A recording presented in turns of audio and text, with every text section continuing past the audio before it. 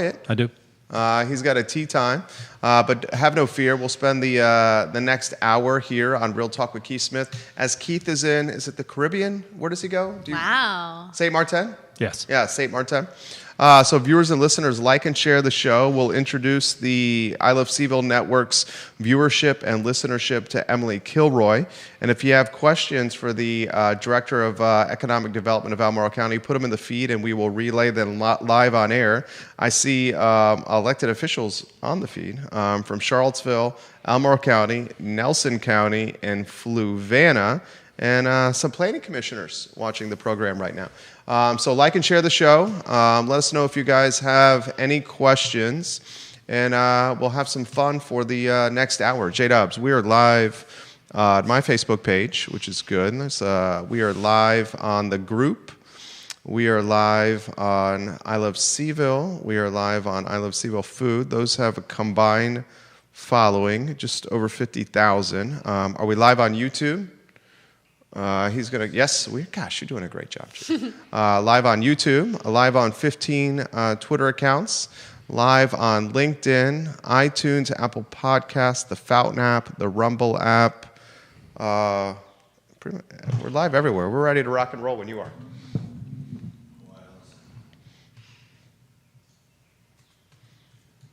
They're here for you. Trust me, they're here for you. They're always here. He's going to count us in.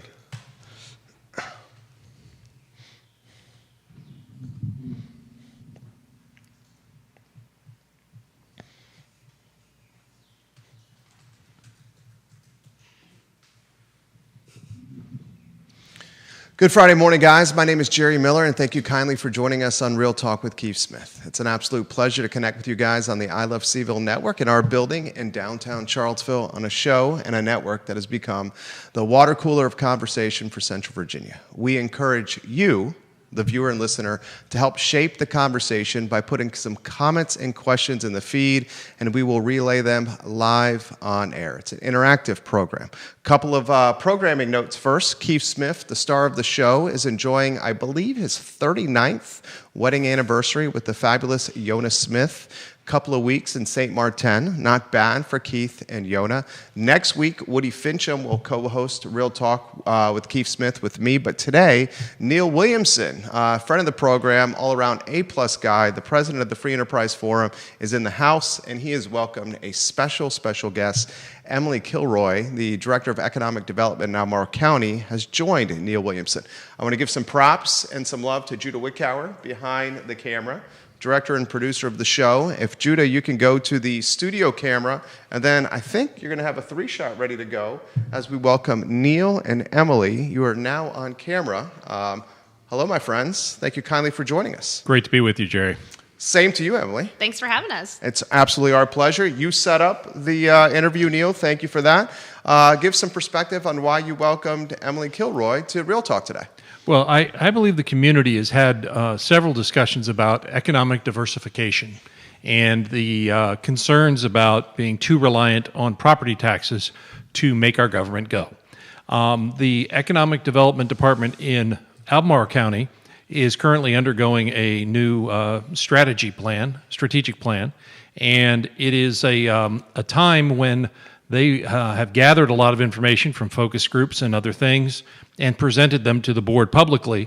Many of those reports read a lot like the Free Enterprise Forum blog about the need for reduced regulatory climate and less government interference, but I thought it would be better to hear directly from the director with regard to where we're headed with economic development and diversification of revenue. I'm very much looking forward to this. As someone who saw his personal residence increase 23% year over year from a real estate tax assessment standpoint, while just recently the real estate tax rate jumped 4 cents. I can't wait to talk economic development. First, perhaps we introduce you to the viewers and listeners, Emily. Sure.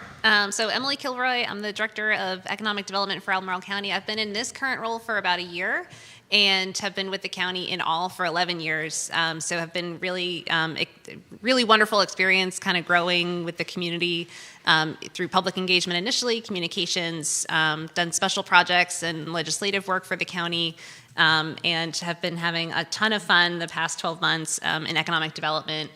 Same cast of characters, but everyone's wearing a little bit of a different hat. And it's been great to get to re-engage with folks in this new capacity. Neil Williamson, my friend, where do you want to start? Well, I want to thank Emily for coming. I've known Emily professionally for about 13 to 15 years. Folks may not know that she started work in this area working as an intern with the Thomas Jefferson Planning District Commission. She actually was the timekeeper for one of the more famous hearings with regard to the Western Bypass. She, I think, had to tell John Grisham his time was up. These are these stories that you get to gather over this time. My first question really is goals, and you know that's an important thing that's set by the Board of Supervisors, not by Emily. But what is Albemarle's goal? Each locality has a certain percentage of revenue that's generated from property taxes and a portion that's generated from other taxes. Economic development can impact actually both of those. And it's a two-pronged question. One, do you consider apartment buildings commercial activity, or should that be considered on the housing piece? And two, what is the right percentage for how much should the landowners be paying versus the revenue being driven by the commercial sector? Sure, thank you. So the first question on multifamily. Multifamily can be put in either block because for the property owner who owns that property, it is a revenue generating use. And so in that regard, it's kind of commercial. But for the people who live there, it is very much residential. In finance, in government finance, you actually pull multifamily into a completely different bucket. So when you talk about residential, you're talking about non-multifamily residential properties, and multifamily gets sort of sits in its own bucket. When the county talks about revenue diversification for the county and the cost of services and the difference between residential and commercial properties, we're choosing in that moment to put the multifamily with the residential, and that is because if you think about the cost of services by different property classes, a multifamily building is going to drive a lot of residential type needs. A light industrial property is not going to generate students. The person who works in the industrial building may have a family that will generate students that will need to be educated in the schools, and calls for service for public safety, et cetera. And so when we talk about this intentional look at the revenues in Albemarle, we've got 68% residential, so that's all in residential, including multifamily. In Albemarle, because 95% of the county is rural area, 20% of our properties fit into the agricultural classification, which you don't see in a lot of our peer localities. And then we have 11.3% commercial, and that is really just the office, the retail, the industrial uses. And that number, to your second question, what's the right number? There's not a right number. There's not a right number, and every locality around the country and the world really has to look at, well, what's the right number for us? And so if you look at the revenue mix in a beach town or on an island with Keith, you're going to have a different mix. You're going to have a lot more hospitality than a non-tourist driven economy. You're going to have probably a lot less industrial type uses in a tourism driven economy, and so that answer is going to be different depending on what really feels like a right fit. For Albemarle, I think the board has talked about 10 years ago it was 15% commercial. So 2015 we were 15% commercial, and that feels closer to the right number than where we presently are at 11.3%. And I want to make sure that folks are clear because we've not lost value or we've not lost commercial tax base in terms of the number of properties. It's that the assessed values in the residential class have grown much faster than what you're seeing in industrial and commercial. And so it's not like we've lost a lot of property that's commercial. It's really looking at the valuation and how that sort of carves up the pie. Yeah. And so more. We know we want more. I think somewhere between 15 and 20% is probably closer to the right mix For the revenue. for the revenue. So when you're talking about revenue, are you talking about property taxes and the other taxes that these businesses pay? Mm-hmm. And I just want to be clear, businesses don't pay taxes. Their customers do. Businesses collect taxes. Because the reality is, while the business may stroke the check, that cost is baked into whatever widgets they're making. And people seem to think at times especially about the property tax. Well, I'm a renter, so it's not going to impact me. Any property provider that I know, housing provider I know, bakes in the tax bite into the rent as part of the costs of that unit. Would you agree, Jerry? Absolutely. That's how I do it with my leases. Completely trickles down to the tenant. So I'll put this in very simple terms for the viewers and listeners, and questions are already coming in. You got media outlets watching you on the program as well. 68% of tax collection for Albemarle County is tied to the category of residential real estate. 11.3% of tax collection in Albemarle County is tied to the category of commercial real estate. Mm-hmm. And you guys would like to uptick the 11.3% of commercial to potentially that 15 to 20% window, which could potentially offset some of the burden of residential owners who are feeling a pinch right now. Is that safe? Yep.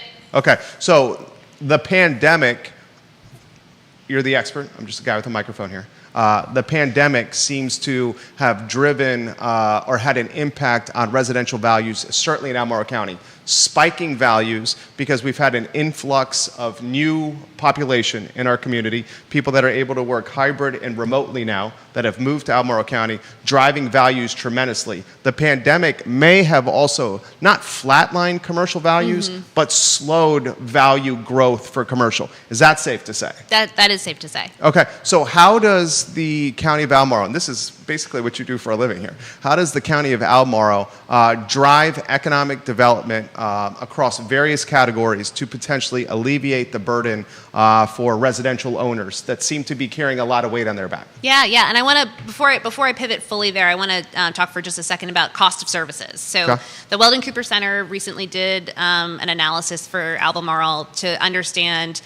And again, I understand that an industrial commercial property has employees who then have a need for housing, and so it's all interconnected. But if you just look at the cost of delivering services to a residential property versus a commercial property, the commercial property, and then look at how much tax revenue the county gets from that property, the commercial property uses less services than it brings in revenues.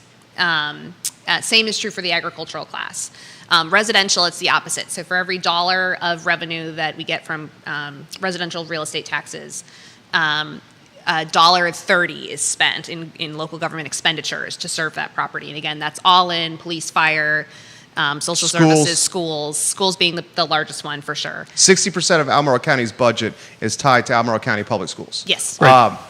This is one of the pushbacks I have with you, my friend, on the increased housing, and you're a housing advocate. Is that safe to say? More housing everywhere for everyone. So Chris Fairchild, who's come on this program, Fluvanna County Supervisor, running for a second term, he's indicated and he's highlighted Weldon Cooper. I've highlighted Weldon Cooper. Dave Shreve sat in your seat and highlighted the same study. He's running for the Jack Jewett District seat, as everyone knows here, for a Board of Supervisors, that if we add more residential rooftops to Albemarle County, it's actually a net negative to what it does for the county from a strain of infrastructure standpoint. $1 for residential, $1.30 in costs, according to Weldon Cooper here. Remembering that $1 and $1.30 are based on numbers set by the Board of Supervisors. So there's a political aspect to any taxation. Explain that. Well, because if we increase Jerry's taxes, we double it, we could be bringing in $2 and having $1.30. So if you would pay double the taxes, you could be making 70 cents a house, 70 cents per dollar on a house. So there's a political reality to it. There's also a philosophical reality to the position the Free Enterprise Forum has that housing is important. The greatest strength this community has is its people.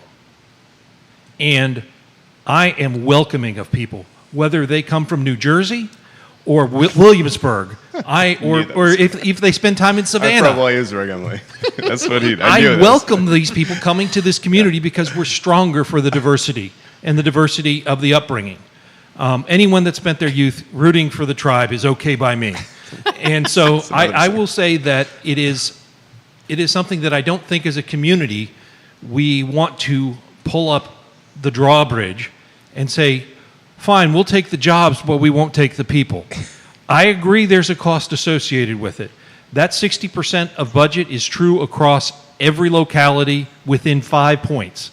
Some localities it's 55 for education spending. But really this dates back, and folks will show my age, but if you go back to the late 50s, early 60s, and the Harry Byrd era, Harry Byrd said, we'll take over the roads, you take over the schools. That's how we got to where we are. Localities are responsible for education. They receive federal and state funding, but not the majority comes from the locality. And Albemarle County has great schools, and we have great students. We really need now is great places for those kids to work when they graduate, because right now there are not career ladder jobs for your kids here in Albemarle County. I think he's 100% right. Do you want to chime in on any of this? Do we go to questions? Yeah. Well, let me just add one thing. So I think that is why you want to look at how can we increase the vibrancy of the commercial sector. Because it creates the jobs that we need. It creates, it's a mix. We're always going to have residential. We're always in this county going to have agricultural.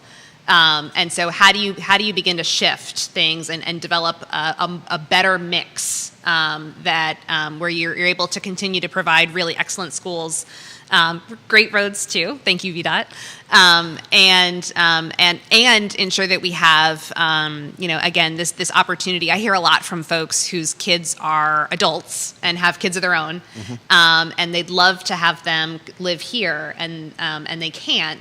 They may have even grown up here, but there's not the job opportunities that they are a good match for them. And so that's really the work of economic development, and that's the work that we've been really focused on as we've gone through the strategic planning process to figure out how do we really begin to focus hard on moving the needle there. And again, keeping the thing we heard the most from every group of folks that we spoke to when we were doing our stakeholder engagement was keep Albemarle at the wonderful place that it is, and that's the rural area, that's the mountains, that's the view sheds.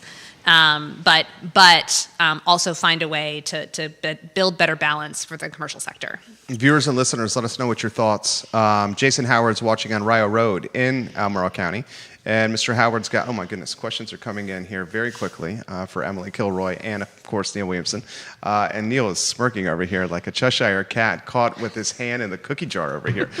Jason Howard, with the $1.30 figure for residential, is there a breakdown to show the cost for 2 retirees versus 2 parents and 2 children? Retirees don't need the schools anymore than a warehouse does, and the schools are 60% of the budget. That's a great comment right there. Do we have that data?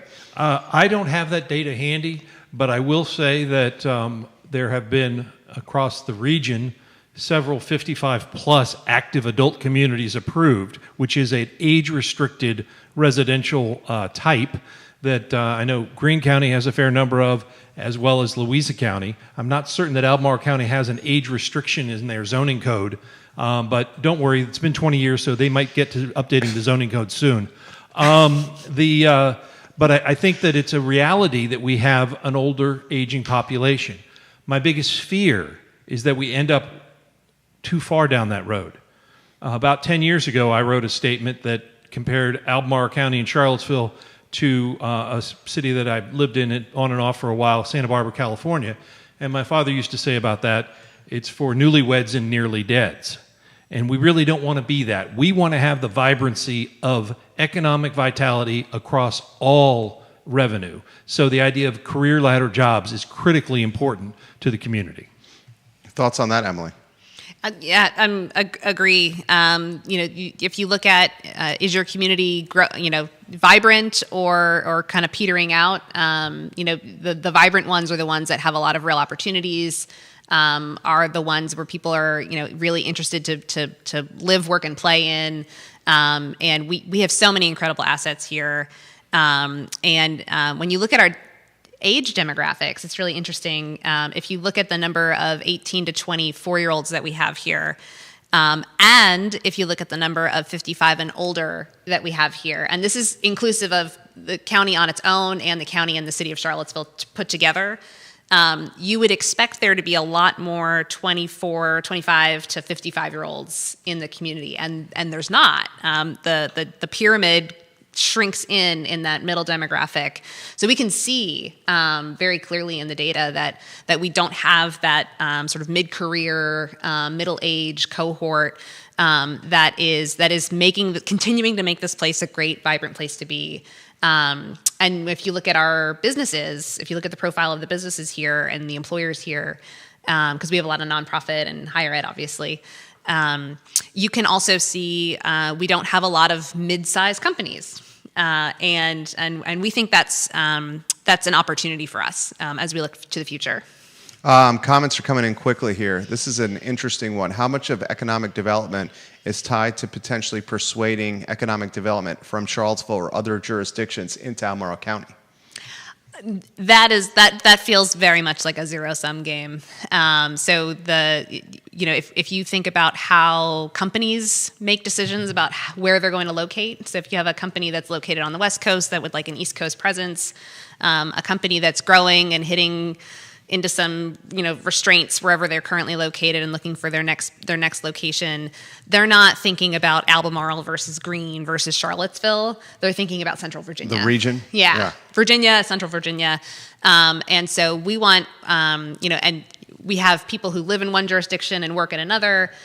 We share a lot of recreational assets, the restaurants, everybody's going back and forth between the jurisdictions all the time.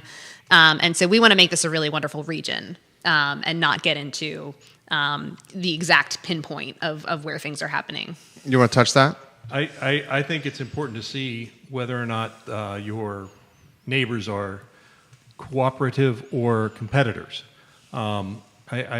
I think that, especially as you look at the defense sector and the investment that Albemarle's made in Rivanna Futures and the zoning changes that Greene County's made to kind of create this defense corridor, I think I see more coordination than competition. That being said, I also see over the years certain businesses jumping from Albemarle to Louisa, or Albemarle to Greene, or Charlottesville to Albemarle, and those are not big numbers. Your former associate, Lee Catlin, used to say, we are not hunting the white whale.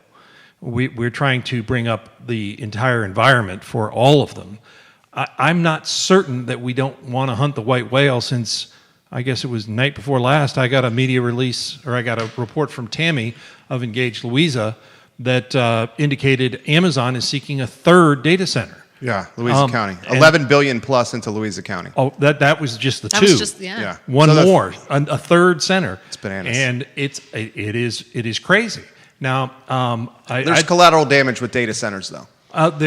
Data centers are kind of like the bad word now in economic development, even though they are incredibly. Can't wait to ask Emily about data centers here. Can't wait to ask Emily. I agree, because they generate a great deal of tax revenue. They use a lot of water. Yeah. They use a lot of power. Yeah. They don't employ a lot of people. They don't employ a lot of people, but they don't produce any school children. Yep. That's right. That's right. Emily, what do we think about data centers? Great segue. Gosh, Neil, it's like you've done this before. Yeah.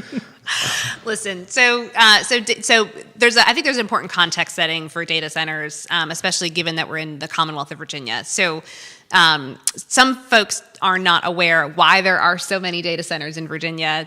There's a couple. It's the epicenter of data centers for. Is it maybe the world? The world. So yeah. If Virginia was a nation, we would have the most data centers in the world. There's a big undersea cable that goes, connecting Europe to the United States, North America, that has its landing point at Virginia Beach. Right. And so proximity to that transatlantic landing point is a huge benefit for these types of facilities. And that has been in place for quite some time. And that's why that's one of the reasons why AOL was located in Northern Virginia when they first started. And you've seen a lot of buildup in that industry, IT, communications, for that reason. So there's been a lot of development of data centers in Northern Virginia, and after several decades of that, they're beginning to kind of run out of space. Loudoun is probably the one that folks are most familiar with. They're running out of space, and they're running out of good compatible space. So I think everyone's probably seen that picture. It's been in the Washington Post. It's circulated on the internet, where you have a cul-de-sac that has very large houses directly backed onto a data center and a very large building, which, you see that and you say, oh my gosh, if that was my property, I would have a lot of feelings about that. They didn't have any restrictions on data centers in Loudoun County for a really long time, and so that's how that happened. They were a by right use in industrial zoning. They didn't have any special setback, buffering, landscaping, all the things that Neil Williamson loves, that to help sort of mitigate those neighbor conflicts that can arise. And so they're going back and doing a lot of policy work right now to be able to address that. But the need for data centers at the same time continues to grow because of the nature of the world. We are streaming right now. Most people take advantage of cloud storage and cloud services, and so the need for data centers is as strong as ever. AI has a huge data need associated with it, and so it continues to grow. And Virginia has proximity because of that cable, and also at the state level, some pretty big incentives around locating data centers here. So that's sort of Virginia. Now that Northern Virginia has many fewer large properties left to do these, data center developers are looking elsewhere in the Commonwealth. And so we're seeing a shift now sort of down from Northern Virginia, down from Fredericksburg, and out west for folks looking for localities that are interested in having data centers in their community. Economic developers, you said economic developers don't, I forget what you said. You said something about economic developers and data centers, but they talk about them a lot. And when you think about more rural counties, it can be seen as a way to increase revenue coming into the locality to pay for services without adding population pressure. Does Albemarle County roll out the red carpet for data centers? Not today, no. Okay. So the board has there was no specific language about data centers in the county zoning ordinance up until early this calendar year. Okay. The Board of Supervisors then asked staff to put together an ordinance for their consideration that would restrict data centers in the industrial zoning classes. Okay. And that was sort of a phase one. Phase two actually is kicking off this month. So there's, if you go to engage.albemarle.org, there's a webpage that has some just background information on data centers. There's also another virtual lunch and learn, which Neil Williamson loves. Enjoy that virtual hot dog. On June 16th, there's a information session that's in person on June 30th to talk more about what would it look like if there was an ordinance that allowed some data centers with restrictions in certain areas. So if a data center came in and we had whatever bushes that you need for the setbacks, et cetera, would that be a positive or a negative impact on Jerry's tax costs? Well, so data centers generate a substantial amount of revenue. If you look at sort of a per square foot basis, a data center versus any other land use. And really what that is, the buildings are not anything all that exciting. They're tilt-up concrete buildings, so they look much like Costco. They're similar size to Costco. But inside, instead of mangoes and sheets, there are just racks filled with servers. It's not the real estate tax revenues; it's actually the business personal property tax revenues that are generated by that very high density of high value equipment that is really part and parcel to a data center. You've touched briefly on Rivanna Station, Rivanna Futures. Donna Price sat in Neil Williamson's seat while she was on the Board of Supervisors and said Rivanna Futures, which is 462 acres acquired by Albemarle County from Wendell Wood a couple of years, maybe a year and change ago, to preserve the defense sector. In Albemarle County, there was some scuttlebutt that St. Louis was going after the defense sector with some free land, and some folks said that was rumor mill and smoke and mirrors. Others said this was legitimate. Regardless, we know the defense sector is the second most important driver of the region's economy. A white paper commission, I think Albemarle County, Greene County, Chamber of Commerce, and the city of Charlottesville pinned that at $1.3 billion economic impact, the defense sector. So Albemarle County, the Board of Supervisors at the time said, let's buy a bunch of land from Wendell Wood and let's provide a home for the defense sector north of town. And Donna Price called this the second most impactful economic development story except for the University of Virginia's creation in Albemarle County. That's how she put it. The second one in the history of Albemarle County. So two-part question for you. Neil, you jump in. Emily, anywhere you want to go on this here. Could we see a data center? If we do see a data center, is that where we're going to potentially see it? And the second part of the question is Rivanna Futures, Rivanna Station, the impact of the defense sector. Can you offer more insight into that entire storyline for the viewers and listeners? Yeah.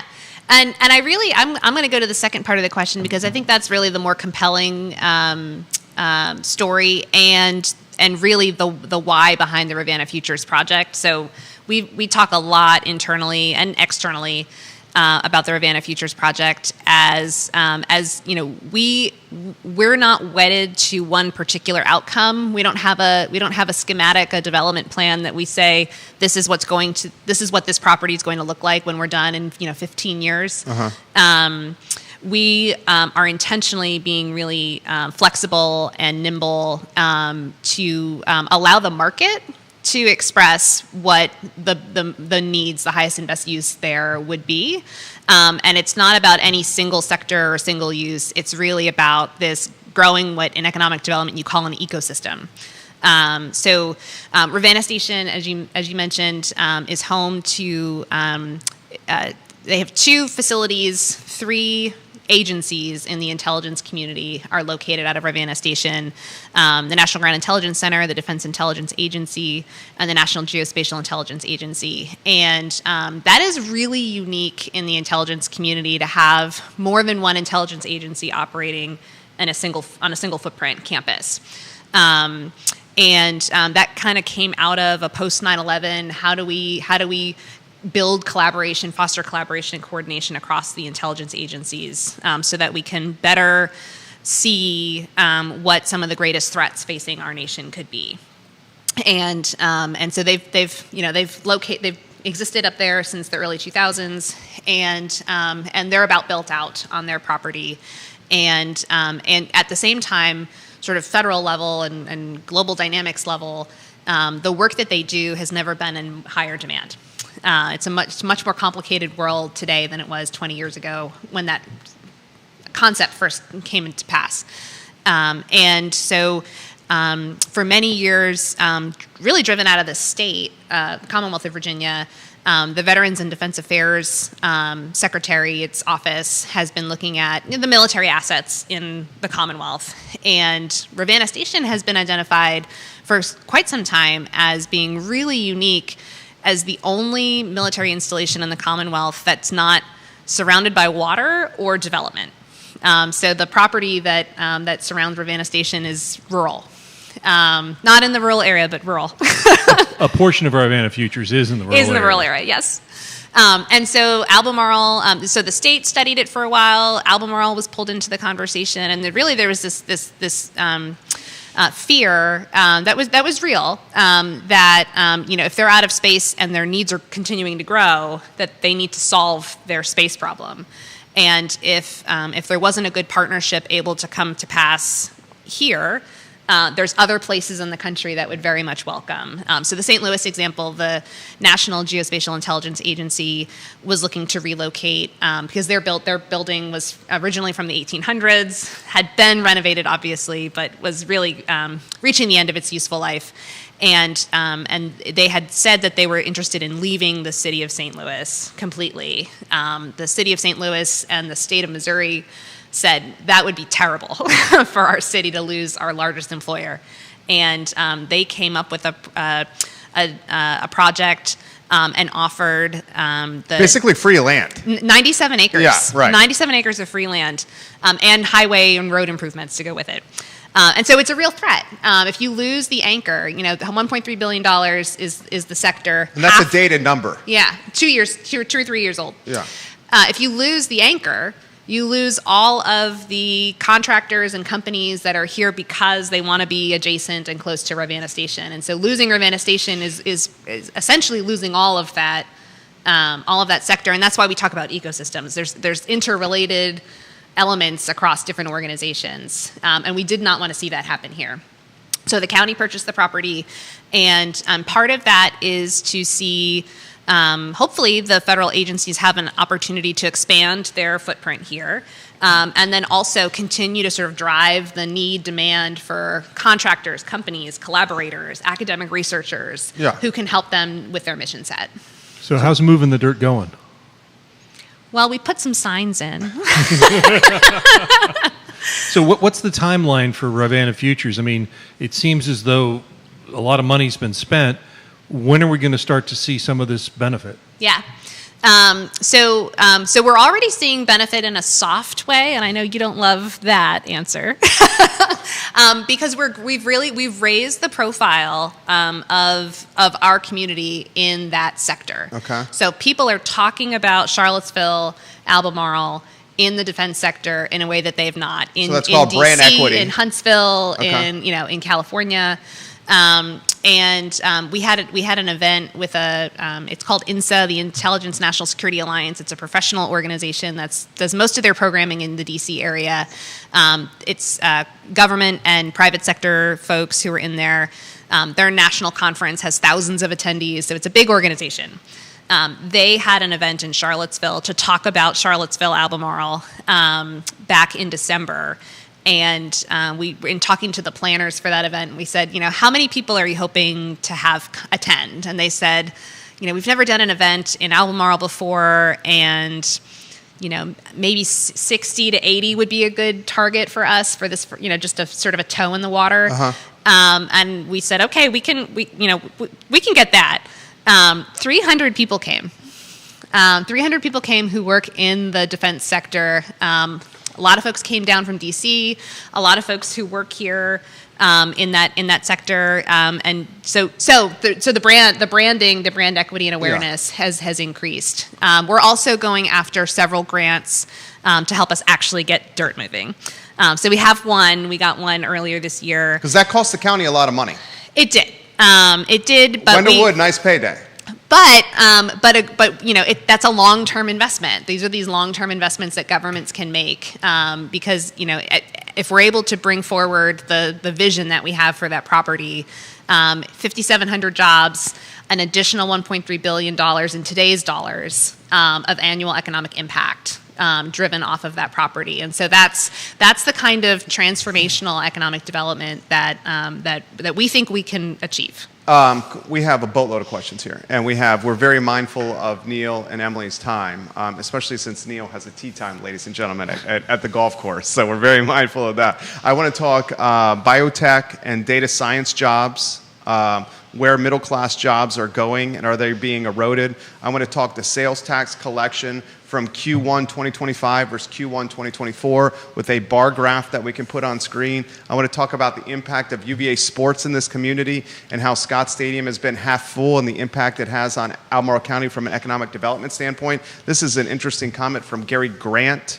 What contingency plans does Albemarle County have should NGIC and DIA, next to county-owned Ravenna Futures, end up the victim of military realignment, closures, consolidations, such as Fort Eustis, and what has happened to Seattle-based military on the West Coast. He says with technology, analysts can work from anywhere instead of 100 miles south of D.C.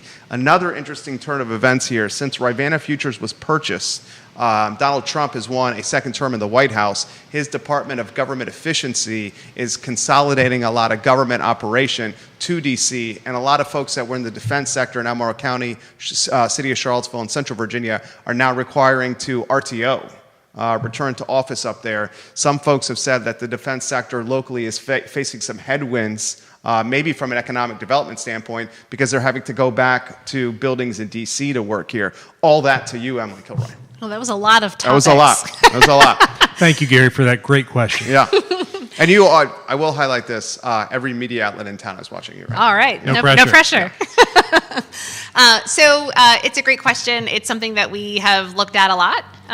So it's certainly on our minds. But as I kind of mentioned earlier, the intelligence community is a part of the federal government, the defense sector that is, not every agency is being looked at the same way in some of the changes that the administration is putting in place.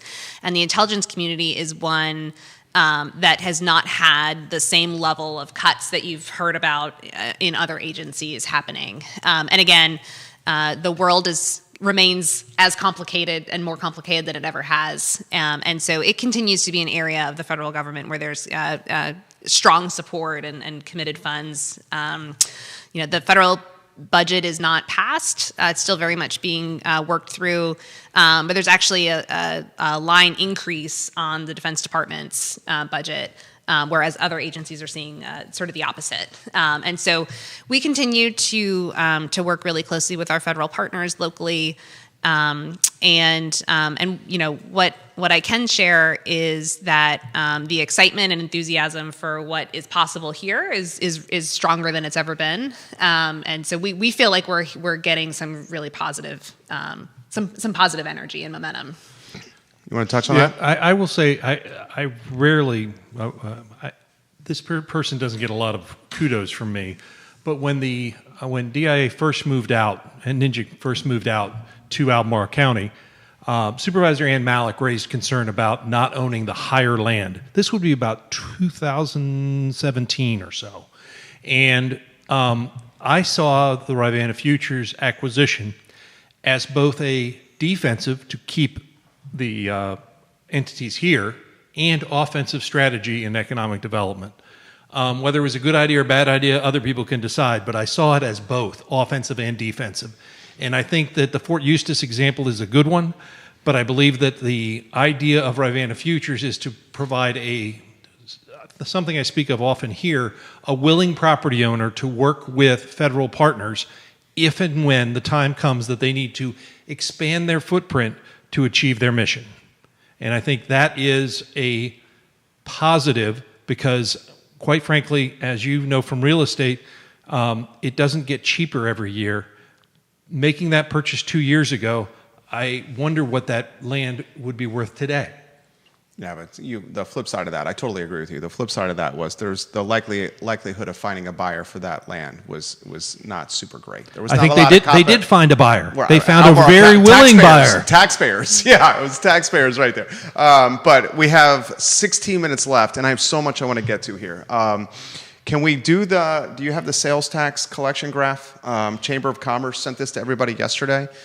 First quarter, and is that what your interview was with NBC 29? About Yes, yeah. yes. So I saw him in front of NBC 29 doing an interview, and I'm like, two things. He's talking about this, and he's going to go play golf. As I was driving by you here. The graph is on screen. So we're showing the bar graph. Q1 2025 versus Q1 2024. What's going on with sales tax collection? Open-ended question. Yeah, I mean, so lots of people want to know the answer to that question, but I think when you look at the numbers, Albemarle is I think 2% growth year over year for Q1, and so that's below inflation. So 2% seems like a good steady growth, but when 2% ain't great. 2% ain't great. Steady. It's steady. Okay. It's all right. steady. Beauty is in the eye of the beholder. I would say it's, as you said, below inflation. Is it below what was expected or anticipated? Well, and that's the challenge of quarters, right? Because the quarters can have a lot of fluctuations based on what's going on in the world around you. And I think a couple things happened in Q1 that are worth noting. One is that the stock market was highly variable, lost 10% of value peak to trough over that same period. Has since rebounded. But just remember, and then if you look at consumer confidence numbers from that same quarter, you had another stark drop in consumer confidence. And so I think the 2% growth is probably grabbing a lot of the price pressures that were happening during that time. So the cost of bananas and eggs. And I think what you're seeing is that people were not spending as much money for the want to haves and not the need to haves. Right, and I think it's important to recognize that Albemarle, in comparing year to year, 2023 to 2024, was up 7.57%.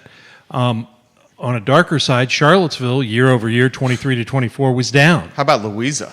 Well, Louisa's down this quarter, but last year they were up. Okay, for so year over year. So the whole year they were up. So the report's entitled Clouds on the Horizon. Sometimes you see clouds on the horizon and the storm comes. Sometimes it passes by, but you're wary. And that's really what I think this report is wary. It's a snapshot in time. Yeah. The first 3 months of the year, we did have 2 snowstorms. Easter was late. Stay tuned. Okay, so you're attributing Q1 2025 to uncertainty at a macro level impacting sales tax collection in Albemarle County. That's what you're saying, right? I'm saying I think that's part of the story. Okay, and you're saying this is not a trend Yet. that this is a statistical. Is it what's the phrase? Anomality. Yeah, that's what you're saying. I'm saying it could be, or it could be a trend. Okay. The storm clouds are on the horizon. Are they going to hit us, or are they going to miss us? Okay. What could make it a trend? UVA facing significant federal cuts, UVA hiring freezes, UVA no performance-based bonuses right now, UVA no cost of living raises right now. All those are frozen. The University of Virginia, top employer in the community. They've said all those are on ice right now. The uncertainty at a macro level persists. I think that's fair, right? It's continuing.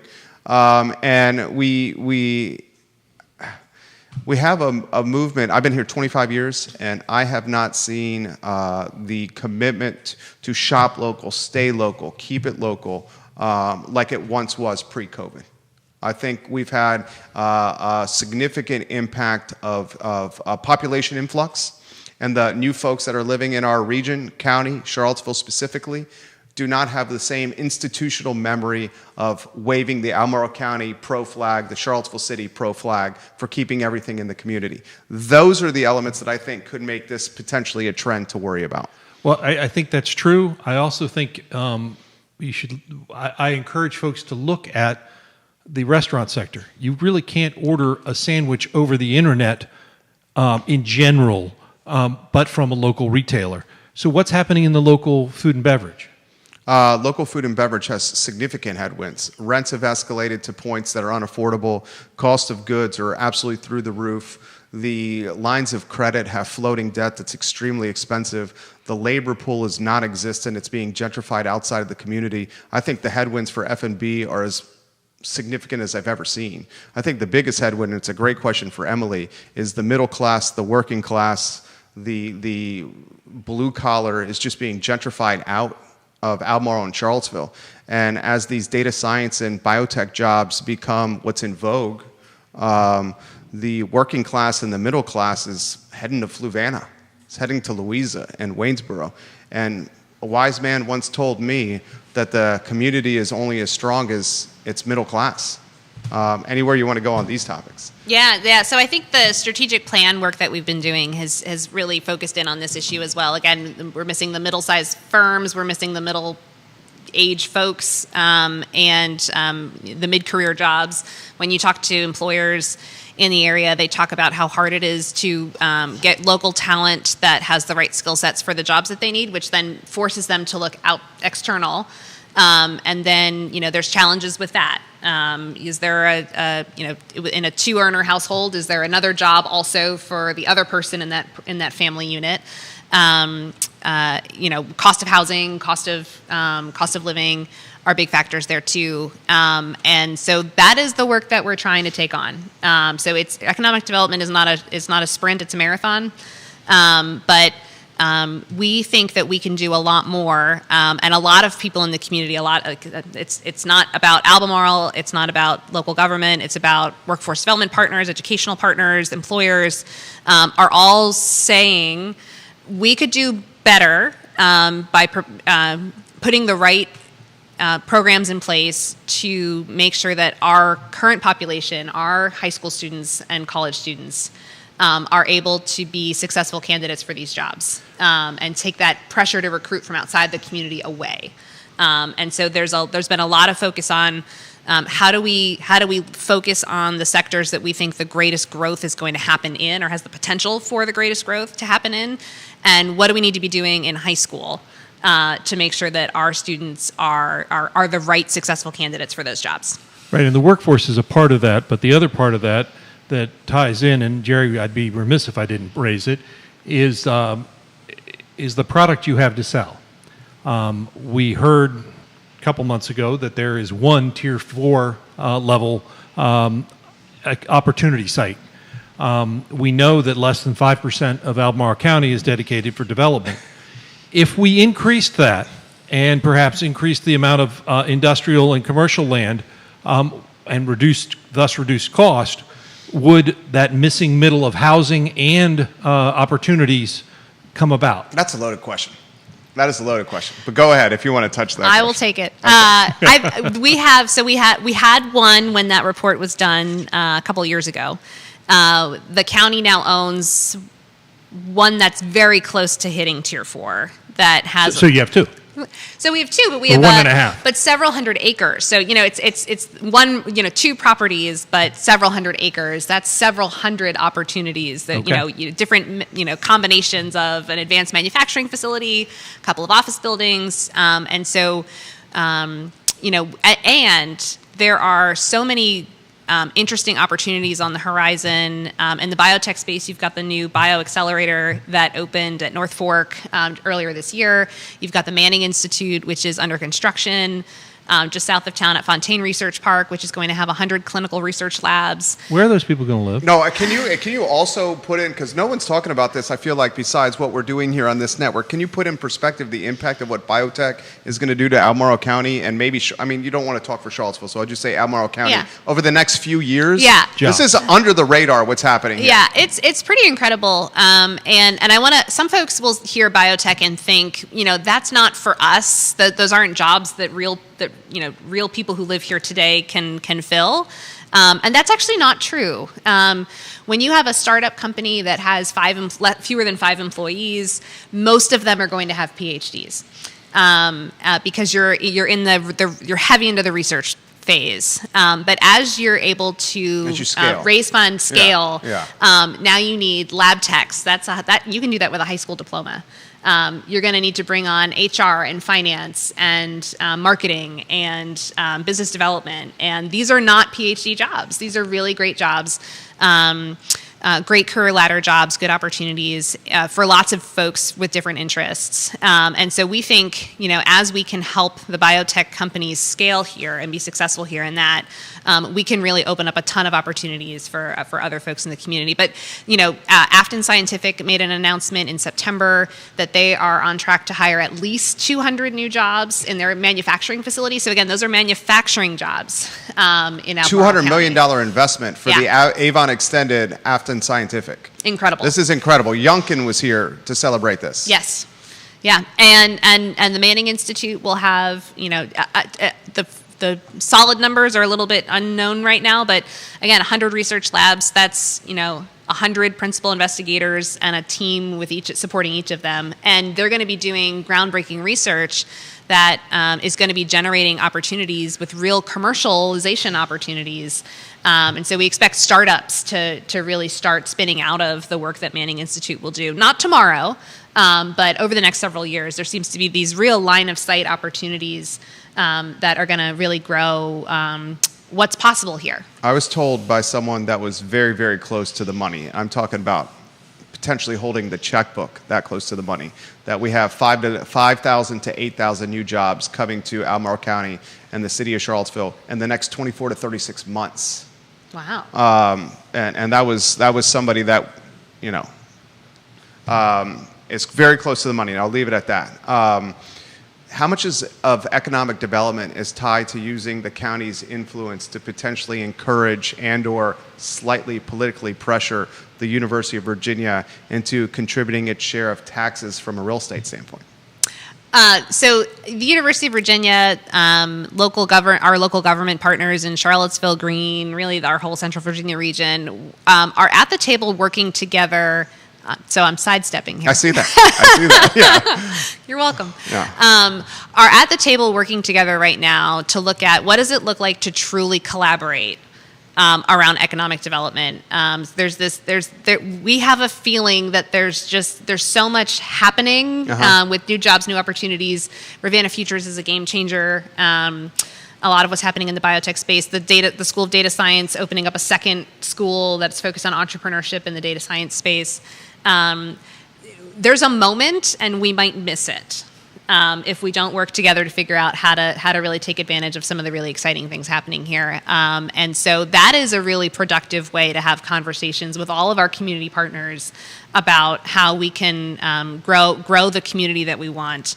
In the way that we want, and to really raise the profile of this community so that, Huntsville is big in aerospace. Well, why can't we be big in intelligence and national security? Boston is a really big place for biotech right now.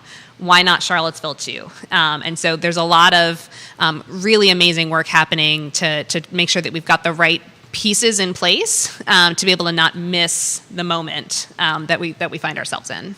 You want to touch on that? I think it's important to recognize... You navigated that very well there. Thank you. Yeah. You recognize the shift in Albemarle County. I've been doing this long enough that I go back to when there wasn't an economic development department, where we used words like vitality rather than development because they were bad words in Albemarle County. There's been a reckoning of the tax benefit and the quality of life benefit that economic development brings. And I commend Albemarle County for waking up and smelling the coffee. 100%, because if we're not careful, I mean, look at neighboring jurisdiction, Fluvanna County, where is it 94% of the county's budget in Fluvanna is tied to residential rooftops? I mean, I don't think anyone wants that. And the biggest complaint I hear from the viewers and listeners on this show, which I'm sure you hear all the time, and I know you hear all the time, is they're being penny pinched with the homes they own to fund a budget that is north of $600 million. I mean, it's astronomical how much the budget has increased over the last few years. Dr. Mark Esser, I hope I'm pronouncing his last name right, the executive director of the Paul Manning Biotech Institute, has straight up said on the record, I want this to be the Silicon Valley of biotech, the Charlottesville area. And that exhilarates me, the business owner and the entrepreneur and the guy who owns real estate and likes to move and shake and make deals. That exhilarates me. Also terrifies me as the husband and father of two young boys who I would absolutely want to one day live here and maybe continue the family business or, just see my grandkids. I can't believe I'm talking about that, but that's just the nature of, getting older and having a wife and kids and gaining different perspective. We have 1 minute left. We could spend 2 hours with you, but we can't. We got to do this again. Can I ask you the impact of last question, the University of Virginia struggling some with its sports? I mean, I see Scott Stadium at like half full, maybe, and that's 6 or 7 home games a year. The impact that has on economic development in Albemarle County? Yeah, I think that the university has some good headlines there too. What's that sport called? Lacrosse. They'll be hosting the lacrosse National championship next year. Yep. That's a space. You know, there's been some other exciting NCAA tournaments. There was a cross country race held at Panorama Farm not that long ago. The swim program, the number of Olympians that we have swimming in our But community. those don't drive attendance. Those don't drive a lot of people. I would push back on the national championship for lacrosse is a huge economic development driver. That's not It's a weekend. That's not going to be consistent. That's an No. anomaly tied to the World Cup, tied to soccer taking up a spot. Right, understood. 7 home football games and 25,000 people in the stands at Scott Stadium for 7 home football games versus 62,000 is a red flag. I'm not going to disagree with you, Yeah. but I will say that the ebb and flow of athletics has been remarkable in Charlottesville over the years. As one who used to read this guy Jerry Miller in the newspaper. Yeah, I used to work for the Progress a long time ago. I'm curious. Okay, we have 30 seconds. I'm very mindful of your time. 25,000 people at Scott Stadium for 7 home football games for 62,000. Yeah, I mean, JPJ is full for basketball, though. I think there's good stories there too, and we certainly wish the Who's all the best in their athletics. I love going to Scott Stadium to cheer for the home team. Okay. Neil Williamson is the president of the Free Enterprise Forum. You did a great job. Have you done an interview this long? No. This is an hour. It goes by quickly, doesn't it? It does. This was fun feels like a strong word. Okay. Fun feels like a strong word. We thank her for joining us, Emily Kilroy of Albemarle County, the Economic Development. Is it Economic Development Director? Yeah. Okay, Economic Development Director. Judah Wickauer is behind the camera. Everyone's asking. It's going to be archived wherever you get your social media and your podcast content. I want to cut the sizzle reel for Rivanna Futures from this show and play it at our 12:30 show. Thank you kindly for joining us, guys, on Real Talk with Keith Smith. So long. Excellent. And it's 11:15. We're out. He's going to tell us right here when the mics are off. We're going to be off.